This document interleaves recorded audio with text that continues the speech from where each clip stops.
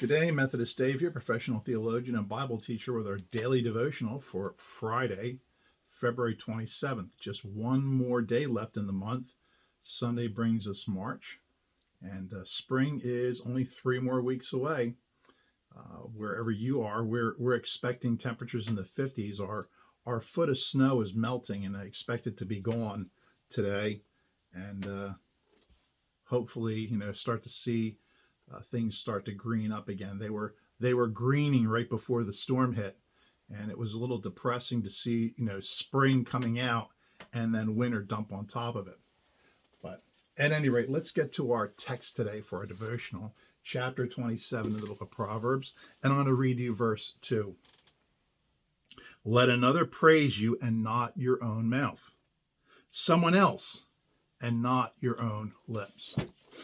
There's a line from the movie Fiddler on the Roof. A rabbi who needs praise himself has a congregation of one. People who go around all the time bragging about their accomplishments, saying how wonderful they are, don't you find them very tedious, very boorish, arrogant, even irritating? That person who's always telling everybody what they've done or how great they are, and you're like, roll your eyes and like, ugh. It's not a good look. It's not a good fit. There is a time to toot your own horn. There is a time to brag about your accomplishments, a time and a place. And that is in an interview room and on a resume or a CV, curriculum vitae, which is the English version of the American resume. This is a list of your accomplishments, your educational levels, the things that you've done, the groups that you've headed, the projects that you've spearheaded. That's your time to brag, because when you're being interviewed for a job, the person who's interviewing you needs to see what you're capable of. So it is acceptable under those circumstances to praise yourself. But in life, nobody likes that. These people who do that are considered arrogant and irritating. We really admire humility in a person. A person who is good and knows they're good doesn't need to tell anybody about it. Other people will tell them. Have you ever been to a restaurant that the food was really great? What do? You tell other people. When somebody helps you out or gives you good guidance, what do you do with that information you share with other people? Hey, Joe, help me on my taxes, or Bob, help me build this shed, or Jane, she really got me organized in my schedule, and Joanne, she really showed me how to work this program, and you should go to see that person for help. People will talk about you. People will praise you. Let others bless you. Let others praise you. Because when it comes from somebody else, it seems more realistic. My brother worked with this fellow who claimed that he flew U-2 spy planes. He did this and he did that. And let me tell you something.